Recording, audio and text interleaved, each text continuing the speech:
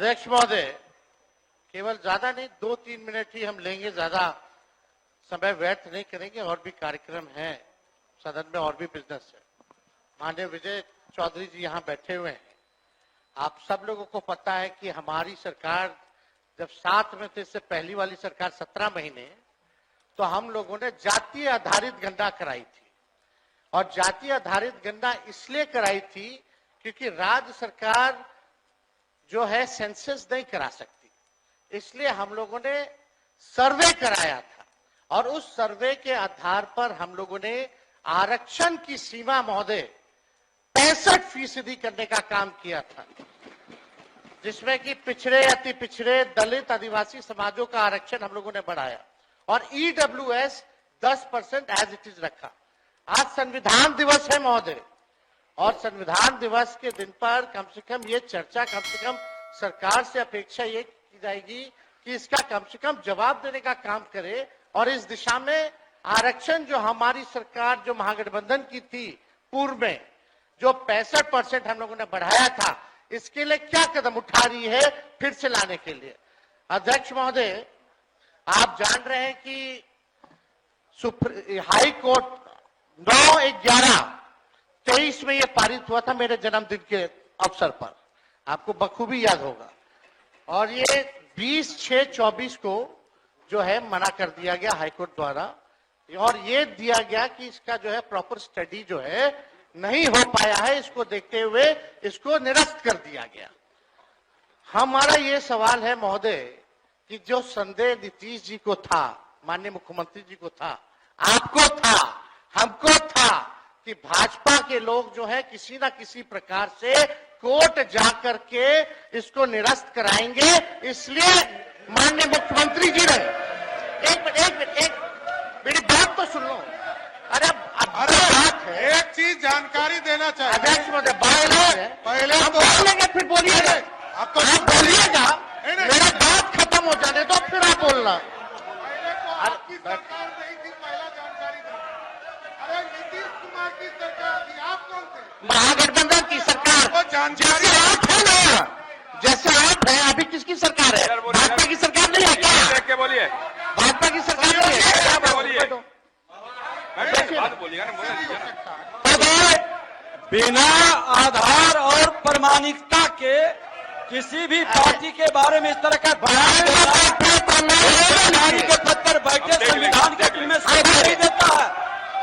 ये गैर संवैधानिक काम करते हैं, बिना प्रमाण के बात रखना। ये संविधान विरोधी लोग हैं कि संविधान विरोधी है।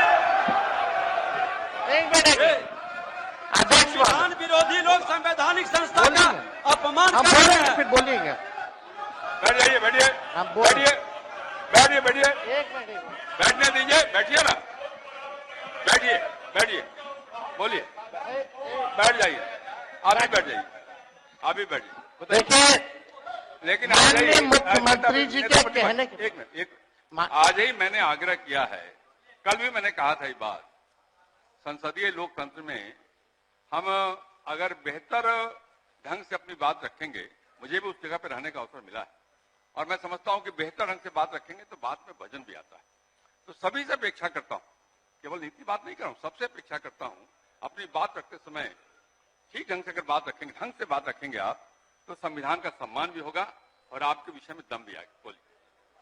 महोदय, समय देश के लिए हम आभारी हैं और हम लोग भी सहयोग कर रहे हैं, लेकिन माननीय मुख्यमंत्री जी जब हम लोगों ने पारित किया 9/11/2023 में, तो एक तय हुआ हमारे मंत्रिमंडल द्वारा कैबिनेट में, माननीय मुख्यमंत्री जी के आदेश पे, कि डर है कि कहीं ये कानून जो हम लोगों ने आरक्षण का लाया ये खत्म ना हो जाए, इसके लिए आप सब लोग मिलकर के प्रेस कॉन्फ्रेंस कर लीजिए।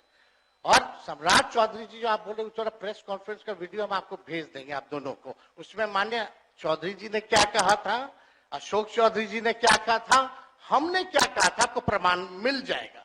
चलिए, दूसरी बात मेरा यह है कि अब तो स्टडी, अब तो सुप्रीम कोर्ट में चल रहा है, अब हम लोग भी सुप्रीम कोर्ट में, आरजेडी भी पार्टी बनी हुई है उसको लेकर के। अब मेरा सवाल ये है कि जो बहालियां हो रही है, जो आरक्षित वर्ग है उसको नुकसान हो रहा है कि नहीं हो रहा? 16% हो रहा है ना। यह गंभीर मसला है महोदय। पिछड़ों का, अति पिछड़ों का, दलितों का, आदिवासियों का, जो भी आरक्षित वर्ग है, उनका भारी नुकसान हो रहा है।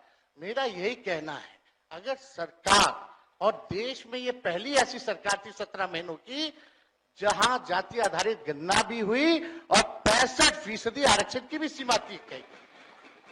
पहली बार इतना बड़ा निर्णय हम लोगों ने लिया, उस निर्णय को लागू कराने में क्यों फेल रहे? अब महोदय 2 पॉइंट हम खाली रखना चाहते हैं कि 23 में ये लागू हुआ, 23 में ये लागू हुआ। सुन लीजिए, आप भी बोल। अरे भाई बैठिए ना। अध्यक्ष, अरे भाई, कोई विषय नहीं। इसका विषय है ये क्या? विषयों की वो जगह महोदय प्लीज। उस जगह पर नेता प्रतिपक्ष के रूप में हम बैठते थे, यही व्यक्ति बोलने नहीं देते थे।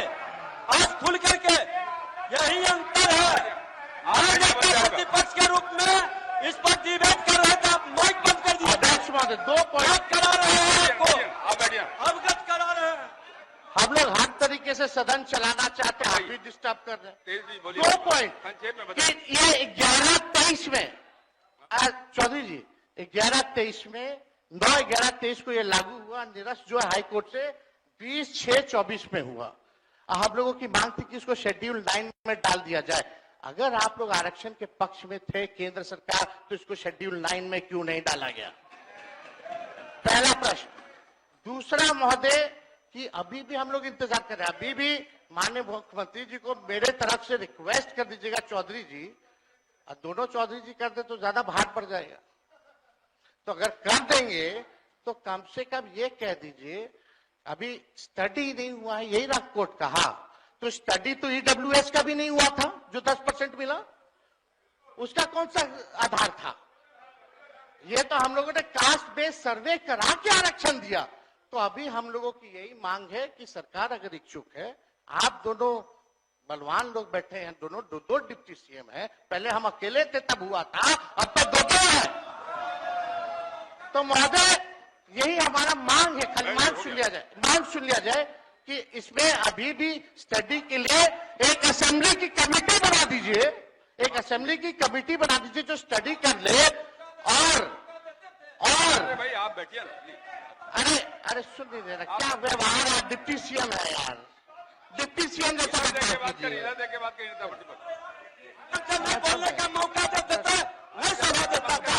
मांग ही नहीं अरे है। संवैधानिक पक्ष का हमारी ये मांग है, संविधान इस की बात पार्टी कर रहे के हैं, महोदय न्याय की बात कर एक रहे हैं। कमेटी विधानसभा की बनाने से शर्म आनी चाहिए उनको। 4 दिन तक ये जो 5 दिन का सत्र है, इसको 1-2 दिन और बढ़ा दे और कैबिनेट से जो संशोधन करना है कम से कम 65% नहीं 85% कर दीजिए। आप 10% और बढ़ा करके बिल ले आए, हम लोग सब लोग मिलकर के